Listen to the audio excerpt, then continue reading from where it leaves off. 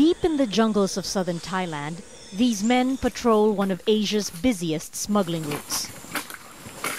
They're all volunteers who have answered their government's call for civilians to do what they can to stop human traffickers from using Thailand as a transit point. Thousands of refugees from Myanmar and Bangladesh come through here every year in search of better lives.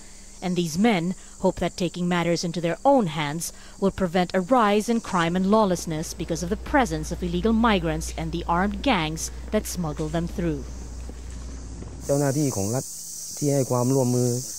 The government officials are involved with the human traffickers. This is our biggest challenge. Many of the local villagers are also involved, but I don't think they benefit as much as the officials.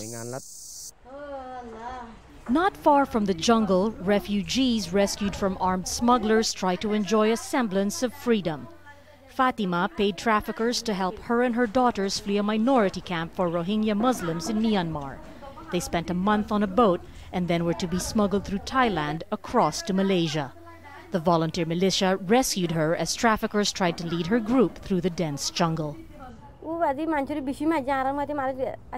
The guards were very violent. They were always beating the Rohingya. They even beat us with the guns they carried. Sometimes they used a rope too. 2 men were shot dead and one was beaten to death. When I saw it, I just wanted to die. The suffering was very bad. To prevent further suffering, the volunteers set up checkpoints and pretty much act as the local police.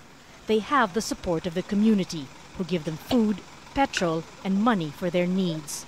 But not everyone believes this is a good thing. The leaders of the minority Muslim groups here are concerned the presence of armed civilian rescuers is just going to complicate matters further. If the Muslims are carrying weapons, the Rohingya still know that they will get treated fairly. But if the Buddhists have weapons, and I'm not saying all of them, but some will intimidate and treat Rohingya very harsh. But that was not the case for Fatima and her daughters. They were brought to a shelter and say they are just glad to be alive. Fatima still aims to get to her husband in Malaysia. With no one stopping them, the men in the jungle say they'll continue their work, armed and determined to step in and fill the gaps their government has been unable to.